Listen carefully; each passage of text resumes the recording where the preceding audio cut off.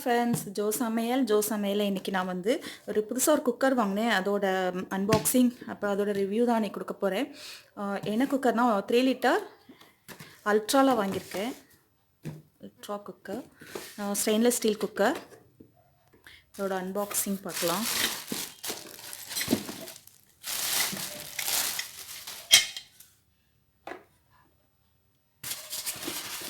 என்கிட்ட வந்து aluminium cooker தான் இருந்துச்சு. சரி, அதை மாற்றிக்கலாம். அதுவும் இல்லாமல் அந்த குக்கர் வாங்கி 10 இயர்ஸ்க்கு மேலே ஆகுது. கொஞ்சம் அதோட சரி மாற்றிடலாம் அப்படின்னு சொல்லிட்டு அல்ட்ரா.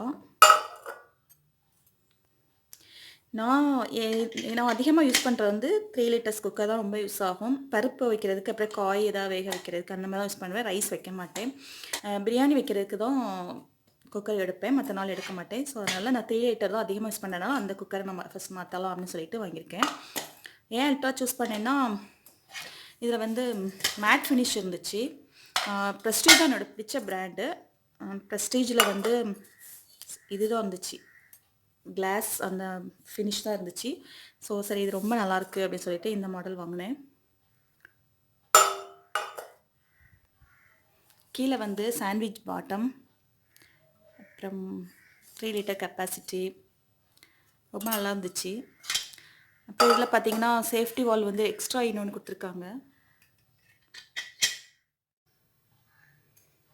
அப்புறம் இது வந்து நான் ஏன் இந்த மேட் ஃபினிஷ் வந்து அல்ட்ரா சூஸ் பண்ணேன் அப்படின்னு சொன்னால், எனக்கு வந்து இந்த மேட் ஃபினிஷ் வந்து ரொம்ப பிடிச்சிருந்தது. கிளாஸ் ஃபினிஷ் வந்து ப்ரெஸ்டீஜில் வந்து கிளாஸ் ஃபினிஷ் தான் இருந்து, மிரர் ஃபினிஷ் தான் இருந்துச்சு. அது வந்து இந்த மாதிரி யூஸ் பண்ண கொஞ்சம் ரொம்ப பழசான மாதிரி இருக்கும். இது வந்து ஒரு சாதாரண கடாய் தான், ரொம்ப நாளாக யூஸ் பண்ணிகிட்ருக்கேன்.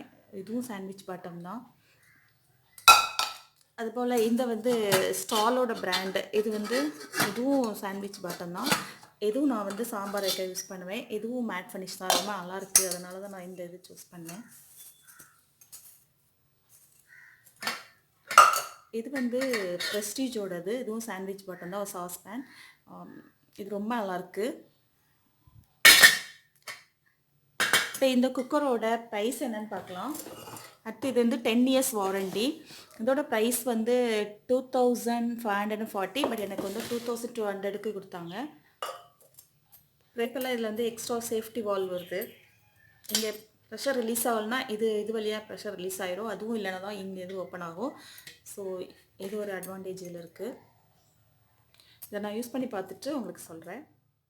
இந்த ஸ்டிக்கர் கிளிக்கிறத பார்த்தீங்கன்னா லைட்டாக ஹீட் பண்ணிவிட்டு இப்படி எடுத்திங்கன்னா வந்துடும். எடுத்ததுக்கப்புறம் இதில் கொஞ்சம் கம் இருக்கும். அது சூடாக இருக்கும்போதே கொஞ்சம் நல்லெண்ணெய் ஏதாவது ஆயில் போட்டுட்டு, அது சூடாக இருக்கும்போதே இந்த ஆயில் அப்ளை பண்ணிவிட்டு தொடச்சிட்டிங்க அப்படின்னா அதில் கம்மெல்லாம் போயிடும். அப்படி இல்லைனா ப்ரஷ் போடும்போது கொஞ்சம் கிராச் கோடு விழுந்துடும். நம்ம அதை கழுவணுன்னா வாஷ் பண்ணும்போது இந்த மாதிரி நல்லா தொடச்சிட்டிங்கன்னா நீட்டாக ஆகிடும்.